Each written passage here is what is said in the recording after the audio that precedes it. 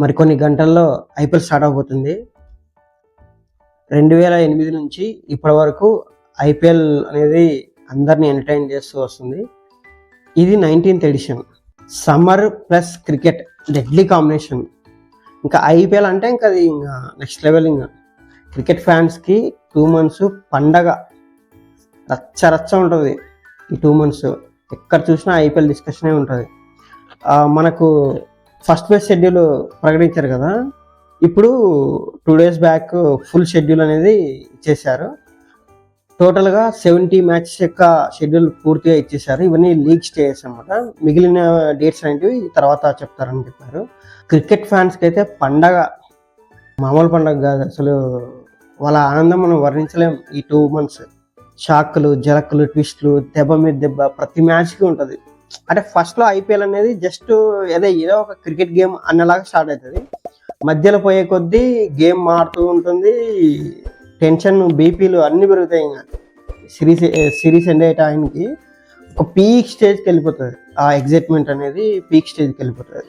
Cricket ఫ్యాన్స్ని ఇంకా ఆపలేం ఈ 2 months. ఇందులో కొన్ని చేంజెస్ జరిగాయి. అంటే కొన్ని చిన్న చేంజెస్ జరిగాయి, 2 భారీ చేంజెస్ జరిగాయి. సంజు శాంసన్ ఉన్నాడు కదా, ఇంతకుముందు ఆర్ఆర్కి ఆడేవాడు, ఇప్పుడు సిఎస్కేకి వెళ్ళిపోయాడు. ఇంకో చేంజ్ ఏమంటే మన జడేజా ఉన్నాడు కదా, సిఎస్కేకి ఆడేవాడు, ఇప్పుడు వచ్చేసి ఆర్ఆర్కి వెళ్ళిపోయాడు. ఇంకో చేంజ్ ఏమంటే సిఎస్కే నుండి పత్రినా ఫాస్ట్ బౌలర్ వచ్చేసి కేకేఆర్కి వెళ్ళిపోతుంది. ఇలా చేంజెస్ అనేవి జరిగాయి. ఈ ఐపీఎల్ 2026లో స్పెషల్ అట్రాక్షన్ వచ్చేసి రోహిత్ శర్మ, కోహ్లీ, ధోని. ఎందుకంటే ధోని ఆయన ఆల్రెడీ అన్ని ఫార్మాట్స్కు రిటైర్మెంట్ ఇచ్చేశాడు. రోహిత్ శర్మ, కోహ్లీ వచ్చేసి ఓన్లీ 50 overs మాత్రమే స్టిక్ అని ఉన్నారు.